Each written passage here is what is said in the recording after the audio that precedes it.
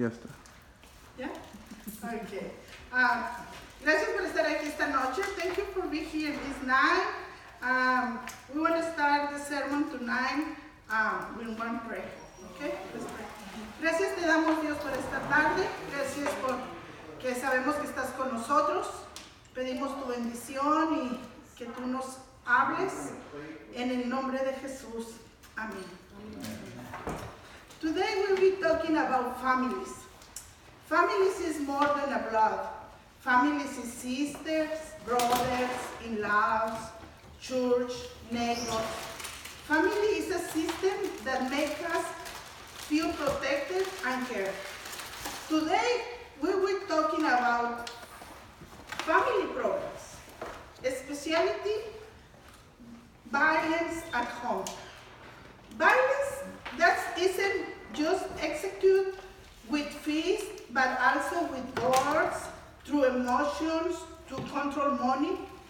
There are many ways to inflict violence. How we are going to establish a good home if the violence is in our homes? Today we're talking about the situation in our country, about violence domestic. 1 in 3 women have experienced physical violence. Every day, 127 women are killed by their partners. 127 women die every day not for a stranger, not for a thief, but from someone who they live with. Every year, around to the world, 80,000 women die from being murdered by their partners. Today, I invite you to read this Bible verse through the eyes that are aware on the violence in our families and communities. The reading for today is about Abraham and Sarah, were a rich, we can say millionaire, family that don't have children, but they have a slave named Hagar. But what is a slave? The slave is an employed person. The slave is somebody who can do everything they want. No, a slave is a property. Hagar is a woman who is treated like property. All the time, all they want is to serve their owners. A slave is no owner for the time or the money. What does the slave? The slave lives for serve. But he is a couple, Abraham and Sarah. Abraham, who God called the father of the faith, owner of slaves, they couldn't have children. But there was a law that said that if a couple couldn't have children, the husband can have children with his woman slave and take the children for a couple. Sarah proposed this. Was this God's plan? No. God said, Sarah, you will have a baby. But Sarah came up with solution that was quickly and easy. Here was the slave, Hagar, and Sarah, and told Abraham to take the slave and make the child with her. When Hagar gets pregnant, if you want to read with me in Genesis 16, when Hagar gets pregnant, Sarah starts making her life more difficult. The verse 4 say when Hagar became pregnant, she began to despise Sarah. Then Sarah said to Abraham, may the wrong done to me upon you. I deliver my servant into your arms, and ever since she saw that she was pregnant, she despised me. Abraham said, your slave is in your hands. Do what you one think is the best. Then Sarah dealt harshly with her, and she ran away from her presence. Dealt harshly is the same term used by the Israelites when they talk about from how the Egyptians treated them. Dealt harshly is the same term. This term doesn't mean insulting her. This term means punish or beating or worse. Sarah dealt harshly with Hagar when she was pregnant in such a way that she couldn't take anymore and ran away into the desert. When Hagar is in the desert, God calls her and tells her to return to Abraham, and she does. God wants her to return to her owner, where she being mistreated. She returned, and we don't hear too much about her until 13 or 14 years later, when her child is older and Sarah now has her own child, Isaac. Then, one day Abraham had a banquet for Isaac, and Hagar, child, was messing around him. Ismael was mocking the boy. Sarah immediately went to Abraham and told him to chase out Hagar and her son. How I can imagine it, how many times Sarah said, I can't stand around this slave. How many times do we enter in spaces where a man and his wife are arguing? This is a situation where a man is stuck between two women. Abraham doesn't decide anything. He's shocked and he tries to step back. In the chapter 16, he tells Sarah, do whatever you want. Now in chapter 21, he can't decide. Sarah tells Abraham to throw out the slave who is mistreating me and her son. He's hurting my baby. And Sarah keeps telling him to chase her out. God has to step in and tell Abraham, Abraham, listen to your wife. One more time, I can read this. God said, Abraham, Abraham, listen to your wife. When I read this, I think, what happened with God? I ask, God, what are you doing? Why are you giving value to this injustice? Abandoning a mother and a child who have nothing to do with this? But God told Abraham to do what his wife is telling him. Here is where I got stuck on writing my sermon, because I can't believe that God, who loves and cares the kids and women, is say it's okay to throw out them. But now I can understand the verse. What do you think God was going telling Abraham to throw out Hagar? He was freeing the slave. God said it is the time for this woman to stop suffering.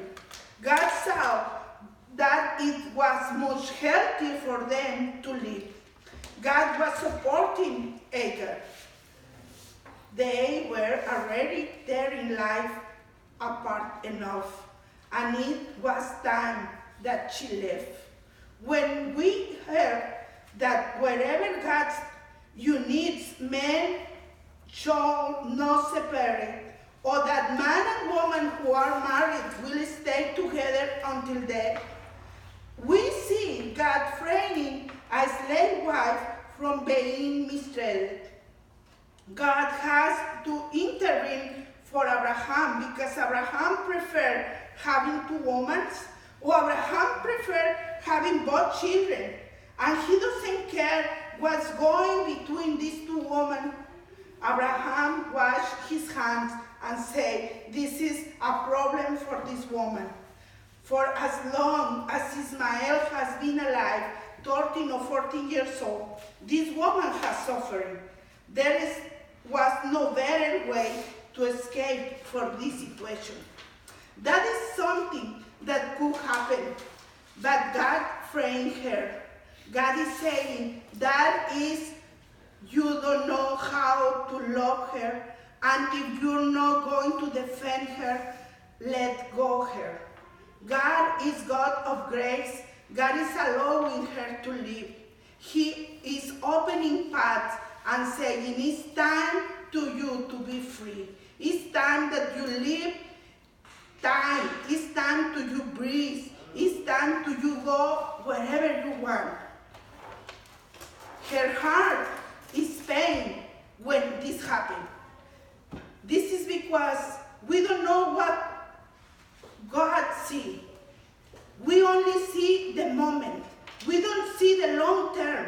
We see what is the difficult, but we don't see what is the future. Hagar and her son live to the desert, and she leaves her son under a bush. Hagar starts crying, and they don't have any more water. They don't have anything, and they're going to starve. At that moment, God comes to her and says, "Pick up your son, because I will make a great nation out of him. Lift him up, because you are the one who must do and eat when there no father around help him." The mother is in charge to pick up him, so then say, "Take him by the hand and pick up." At the moment, God opened her eyes, and she couldn't see life, and she could see living water. God opened her eyes, and she was oppressed, and she was in pain, and she couldn't see the future of her life. But God said, "Open your eyes. You can see the God's provision and his blessing." God was thinking, water is right here, and you are crying for thirsty, but you can see. If you are in full pain, there is a living water. He can lift you up. She can live in oppression. She had lived in oppression and pain for many years. Then she couldn't see her freedoms was right there. God is saying, "Look over there. There is a water. Stand and go." And God said, "Stay with the child." And God walked with her and her son, and he became a great archer. God made him great hunter, and he could go and easily kill an animal. And for a little while, Hagar didn't feel pain or anger. Maybe she can say, "God is with me and my son. We are free." Your life doesn't have to end with the pain. God is always providing. The Bible story is about God who cares and takes care of women and children.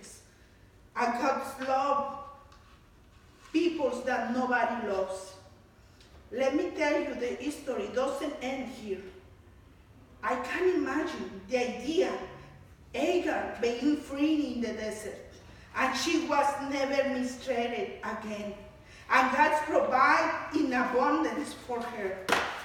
That the difficult years begin, and that the years, the slavery and pain didn't repeat because God was there. God was there and intervening. God said, "Let her go free. It's time that she live."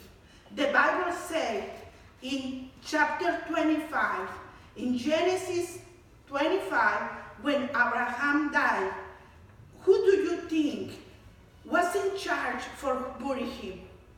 The two brothers, Ismael and Isaac. And the two brothers loved each other and working together to bury their father. Notice that God creates justice for those who are abused. Genesis 25 says, when Abraham died, Isaac and Ismael, their ones to bury him. And Ismael had 12 children. And when he died, all his brothers came to bury him. Oh my goodness. Where did this brother come from if he only had Isaac? What do you think? Where do more brothers come from? Did Hagar's life end because her husband left? Or that it was over if he don't have Abraham with her?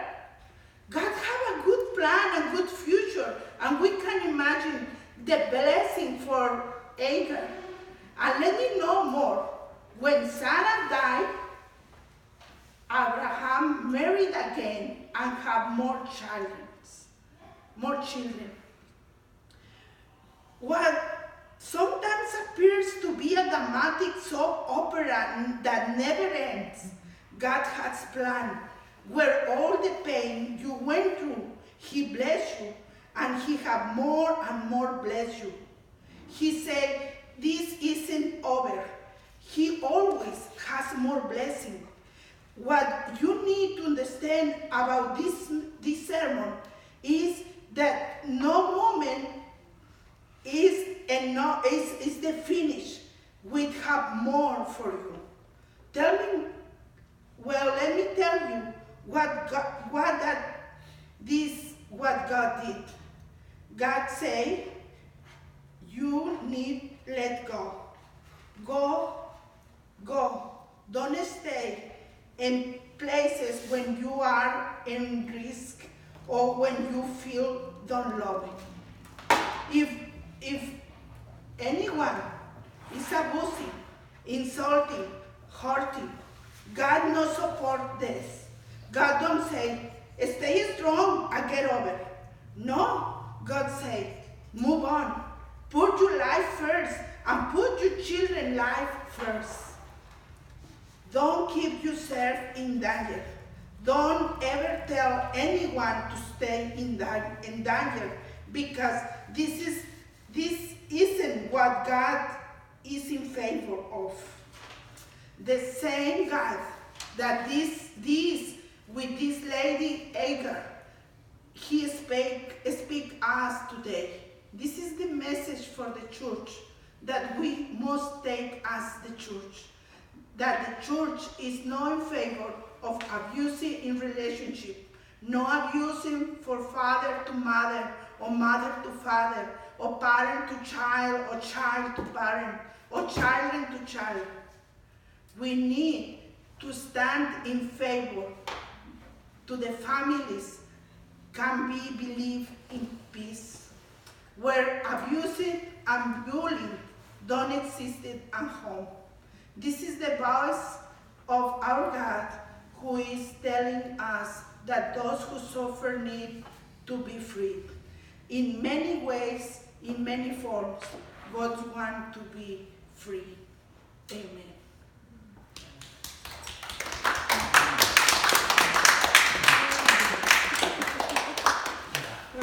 Muy mal.